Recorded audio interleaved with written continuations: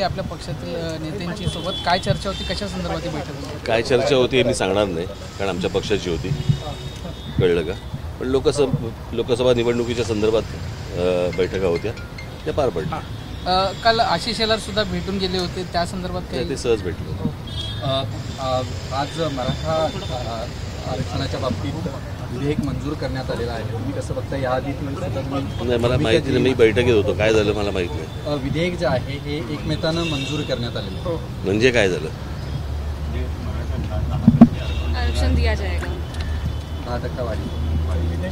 नाही कसं आहे, आता या गोष्टीबद्दल काय आता आनंदच आहे, पण तरी मला असं वाटतं की मराठा समाजाने जागृत राहावं, मराठा समाजातले माझे बांधव भगिनी यांनी जागृत राहावं.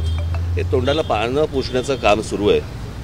तुम्हाला आठवत असेल तर मला एक केस, मी जर चुकत नसेल तर तामिळनाडूमध्ये झाली होती, की राज्य सरकारने अशा प्रकारचं आरक्षण दिलं आणि आज ती सुप्रीम कोर्टामध्ये केस अजून चालू आहे. त्याचा पुढे काही झालं नाही. राज्य सरकारला मुळात या गोष्टींचे अधिकार आहेत का? ही गोष्ट आहे केंद्राची, ही गोष्ट आहे सुप्रीम कोर्टामधल्या निर्णयाची. हा विषय मी मागे पण सांगितलं होतं की हा खूप टेक्निकल विषय आहे. नुसताच ह्याच्यामध्ये काहीतरी सरकारने जाहीर केलं म्हणून आनंद मानण्यासारखा नाही आहे. हे नक्की काय आहे हे मला असं वाटतं एकदा मराठा समाजाने एकदा विचारावं त्यांना. 10% दिले म्हणजे काय केलं तुम्ही? कशात 10% दिलं? तुम्हाला अधिकार कोणी दिले? तुम्हाला या गोष्टींचे अधिकार आहेत का? की हे परत सुप्रीम कोर्टात प्रकरण जाणार, परत तिकडे मग राज्य सरकार सांगणार आता काय सुप्रीम कोर्टात गेलं, आता आम्ही काय करू शकत नाही. म्हणजे निवडणुकीच्या तोंडावरती ह्या सगळ्या गोष्टी करायच्या, याला काय अर्थ आहे का? साहेब, मग 2018 मध्ये जो ऍक्ट लागू केला गेला होता फडणवीस सरकारच्या वेळेला, त्याचं काय झालं? पण त्याचं काय झालं? मग म्हणजे या 10%चं तेच होणार ना. राज्य सरकारला मुळात अधिकार आहेत का या गोष्टींचे? आज या देशामध्ये इतकी राज्य आहेत, या सगळ्या राज्यांमध्ये अनेक राज्यांमध्ये अनेक जाती आहेत, त्यांचे पण विषय आहेत. हे असं एका राज्यामध्ये एखाद्या जातीबद्दल असं नाही करता येत.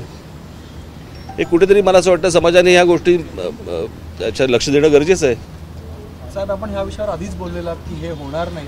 त्यानंतर राज्यामध्ये ओबीसी विरुद्ध मराठा अशा प्रकारे सामाजिक तेढही निर्माण झाले. काय मला कळत नाही की हे सगळं काय सुरू आहे ते. मुळात राज्यासमोर इतके मोठे भीषण प्रश्न उभे आहेत.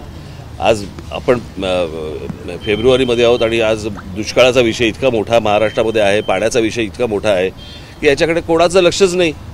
निवडणुका, जातीपातीचं राजकारण, आरक्षण, ह्याच गोष्टींकडे आमचं लक्ष सगळ्यांचं वळवायचं आणि मूळ जे विषय आहेत याच्याकडे दुर्लक्ष करायचं. लोकांना भेडसावणाऱ्या प्रश्नावरती काही चालू आहे का या देशात किंवा राज्यामध्ये? काही नाही चालू.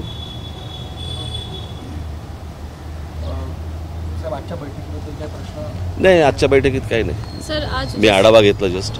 पुन्हा उद्यापासून पुन्हा एकदा आरक्षणाच्या प्रश्न घेऊन उपोषणावर ठाम आंदोलन करणार आहेत. नाही बाबा, मला त्याच्याबद्दल काय बोलायचं. सर, आज जैसे कि लोकसभा की पहले आपकी बैठक हुई, इसमें रिपोर्ट आपको पेश की गई, जो इलाके हैं जिसमें वोट्स कितने मिले हैं, किस तरह से पार्टी तैयार है, इस बारे में क्या कहना चाहेंगे सर कि आने वाले लोकसभा चुनाव में मन से किस तरह से तैयारी कर रही है? देखिए, अभी हमारे जो लोग हैं उनके साथ मेरी अभी जो चर्चा हुई उसके हिसाब से अभी आगे किस तरह से क्या करना है वो अभी आपको तो नहीं बता सकता मैं जी. तो ये आने वाले कुछ दिनों में बता दूंगा.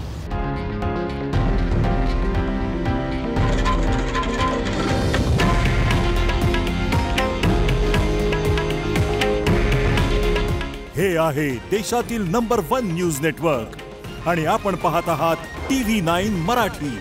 काळजी तुमची, हित महाराष्ट्राचं.